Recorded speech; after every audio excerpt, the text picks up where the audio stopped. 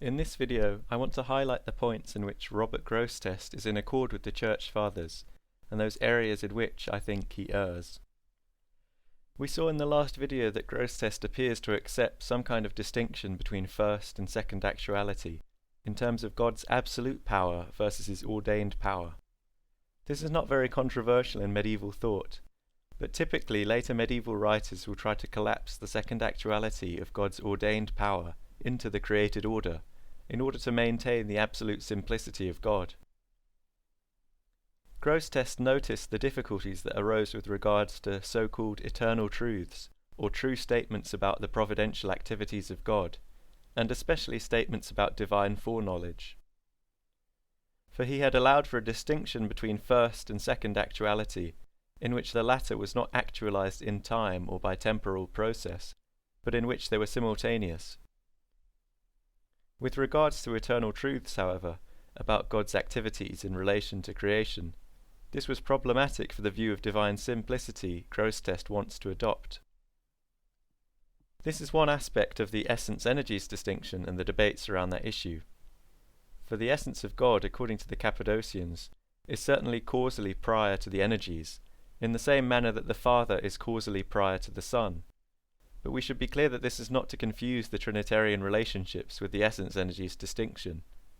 That was one of the erroneous assumptions of Eunomius, who conflated the energy of God with the second person of the Trinity. Furthermore, Eunomius had understood this relationship to be one of natural priority, such that the Father was not in his view truly consubstantial with the Son.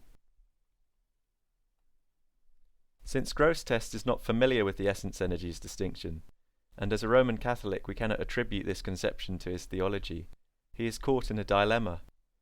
We saw that he appealed to a notion of relations in order to try and reconcile absolute divine simplicity with so-called eternal truths. It is very hard, however, to see that the notion of relations he explicitly endorses does not undermine and indeed directly contradict his notion of cause and effect as simultaneous.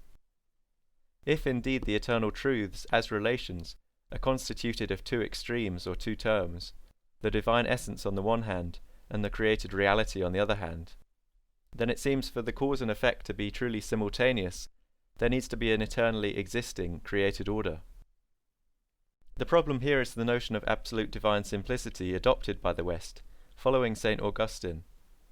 I especially want to contrast this approach with that of St. Maximus the Confessor, who, in my view, resolves this problem not only by adhering to the essence-energies distinction, but with his doctrine of the logoi. The main point I want to get across is that, for the West, the category of relations seems to usurp the place of the logoi in St. Maximus's thought, and this poses real problems. As we have seen, the relation is ambivalent by its very nature, indicating two extremes, but as such it is sometimes treated as an accident, sometimes as merely signifying the divine essence. The logoi, by contrast, are not conflated with the essence by St. Maximus. They are the divine wills, God's intentions for creatures. St. Maximus is very clear that the divine logoi eternally pre-exist creatures, and states that the logoi are many according to their procession, and one in the logos. In a sense, they are the final causes of creatures, which is both one, insofar as all creation is called to participate in God's energies, and many, insofar as creatures differ from one another in their capacity to receive those energies. God is actively bringing about this final cause for creatures through the procession of his uncreated energies within the created order.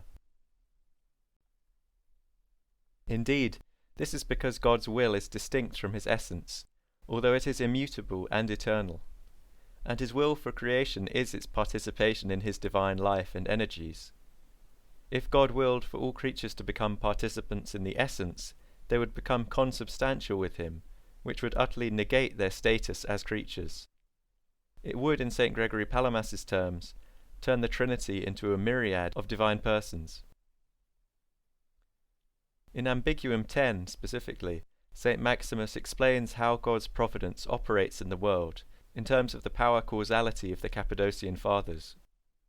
It is the divine power which is actualized, in accordance with God's will, and the energies which proceed through creation to bring creatures into conformity with their logoi. As St. Maximus writes, "Now by providence I do not mean convertive providence, which is the special ordering of things within the care of providence, returning whatever has gone astray to its proper course, but rather that power which holds the universe together, keeping it aligned with the inner principles according to which it was originally created. For from the beginning the Creator judged precisely what each thing would be, and how much it would be, and so brought all things into being. To be sure, providence and judgment are also closely connected with our voluntary impulses, and in various ways prevent us from doing evil. At the same time, they wisely converse us back to what is good, and by directing the course of things that are beyond our control in a manner contrary to what is within our control, they cut off at the root not merely the present evil, but past and future evils as well. Thus, I am not saying that there are two kinds of providence and judgment, for they are potentially one and the same, but insofar as they relate to us, they assume different and varied activities." Who would not, I ask, fail to know the one Logos as many Logoi, indivisibly distinguished amid the differences of created things, owing to their specific individuality, which remains unconfused both in themselves and with respect to one another? From all eternity he contained within himself the pre-existing Logoi of created beings. When, in his good will, he formed out of nothing the substance of the visible and invisible worlds, he did so on the basis of these Logoi. By his word and his wisdom he created, and continues to create, all things, universals as well as particulars. We believe, for example, that a Logos of angels preceded and guided their creation, and the same holds true for each of the beings and powers that fill the world above us. A Logos of human beings likewise preceded their creation, and, in order not to speak of particulars, a Logos preceded the creation of everything that has received its being from God. We believe that he himself, by virtue of his infinite transcendence, is ineffable and incomprehensible, and exists beyond all creation and beyond all differences and distinctions which exist and can be conceived of within it. We also believe that this same one is manifested and multiplied in all the things that have their origin in him, in a manner appropriate to the being of each, as befits his goodness. And he recapitulates all things in himself, for it is owing to him that all things exist and remain in existence, and it is from him that all things came to be in a certain way, and for a certain reason, and participate in God.